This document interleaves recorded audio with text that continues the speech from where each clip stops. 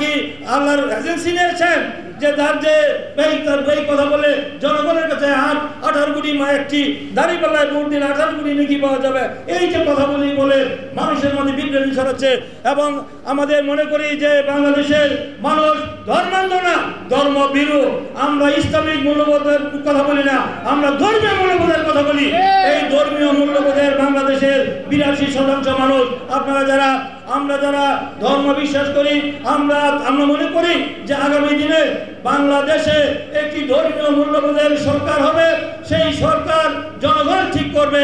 আগামী ফেব্রুয়ারি মাসে যে কদিন আগে বর্তমান এই অন্তর্বর্তীকালীন সরকারের আমাদের যে প্রধান উপদেষ্টা, তিনি তার সাথে অনেক বাদ বিতণ্ডা হচ্ছিল। এক পর্যায়ে তিনি শুধু লন্ডনে গিয়ে আমাদের দলের নেতা ওয়ালটন এখন দেশের সীমানা পেরিয়ে পৌঁছে গিয়েছে 50টিরও বেশি দেশে।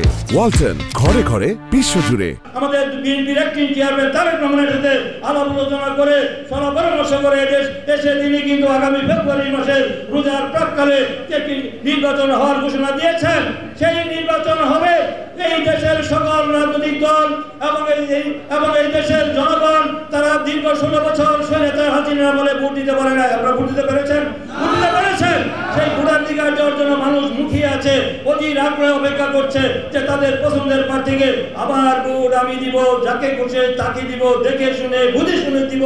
যাকে ভোট দিলে আমার আমানতের খেয়ানত হবে না, সেই ব্যক্তিকে ভোট দিব। সেই ভোটাধিকারকে ছিনিয়ে নেওয়ার জন্য আবার গভীর চক্রান্ত ষড়যন্ত্র হচ্ছে। একবার বলেন জাতীয় নির্বাচনের আগে স্থানীয় নির্বাচন দিতে হবে, সংস্কার এবং বিচার না করলে নির্বাচন করতে দেওয়া হবে না। আবার বলেন যে পিআর দিলে না হবে। পিআর কি বুঝেন? আমরা পিআর কি বুঝেন? পিআর বাংলাদেশের ক্ষেত্রে দেশের প্রযোজ্য না বলা হয়েছিল। 13 বার সরকার পরিবর্তন হয়েছে। কি বেহাল, কি ভয়ঙ্কর অবস্থা সৃষ্টি হয়েছে। যে সেই পিআর আপনারা এই দেশের মানুষে মানে না, এই বাংলাদেশে পিআর কোনোদিন হবে না। পিআর নিয়ে কোনো আলোচনাই হতে পারে না। পিআর নিয়ে আজকে কথা বলে বিভ্রান্তি ছড়াচ্ছেন।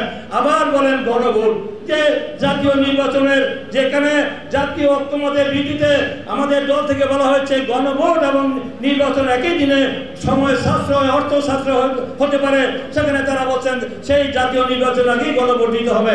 তার এই সব কথা বলে তারা বিভ্রান্তি ছড়াচ্ছেন জনগণের কাছে। কারণ তারা নির্বাচন চান না।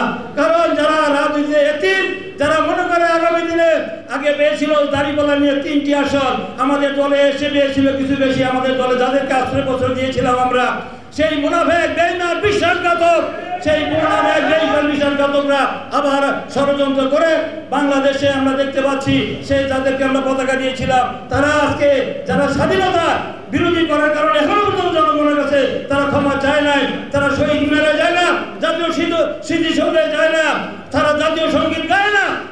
তারা কিভাবে বাংলাদেশের নাগরিক হতে পারে? তারা বাংলাদেশকে স্বীকার করে না এখনো পর্যন্ত।